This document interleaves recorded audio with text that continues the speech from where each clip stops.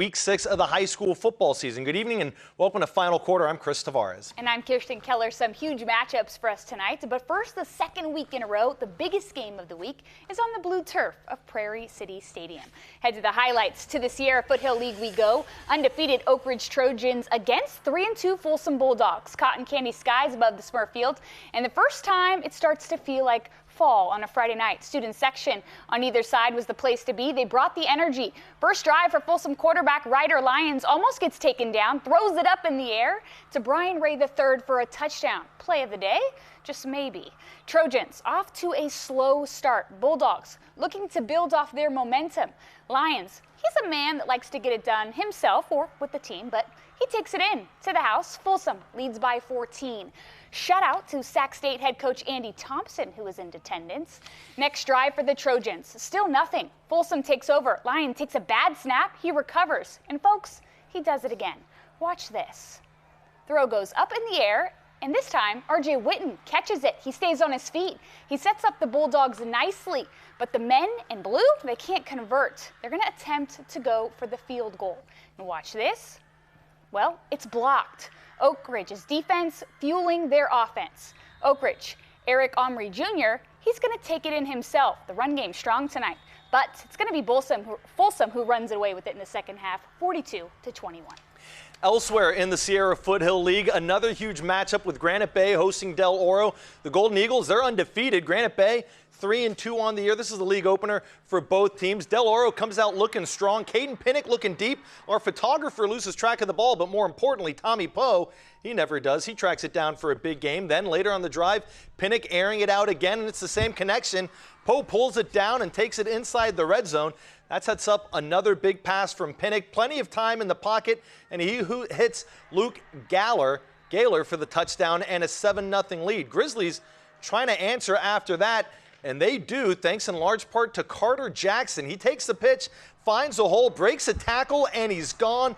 A 60-yard sprint to the end zone for the touchdown to tie things up at 7 apiece. We move to the second quarter now. Granite Bay firmly in control at this point, up 19-7, and Del Oro having to punt it away, but Pinnick back there to punt.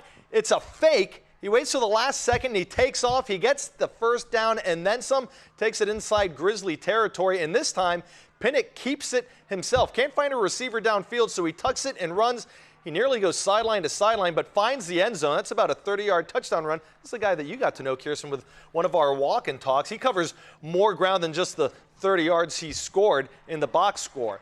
But the Golden Eagles, they're down just 5 after that, 19-14. But next possession for Granite Bay, and Jackson breaks off another huge run, about a 40-yard score as the Grizzlies run away with it from there, winning 53-28, handing Del Oro its first loss of the season.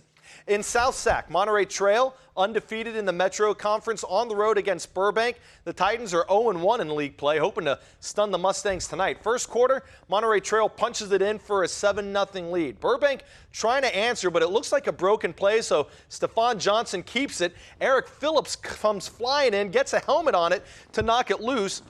Gabe Coronado recovers it and houses it about 30 yards on the scoop and score for a 14-0 lead. Ensuing kickoff, Arjan Bonwat with a perfect pooch kick. Titans can't land on it. Vontrell Wofford comes up with a recovery, so it's a short field for Monterey Trail, and the Mustangs take advantage.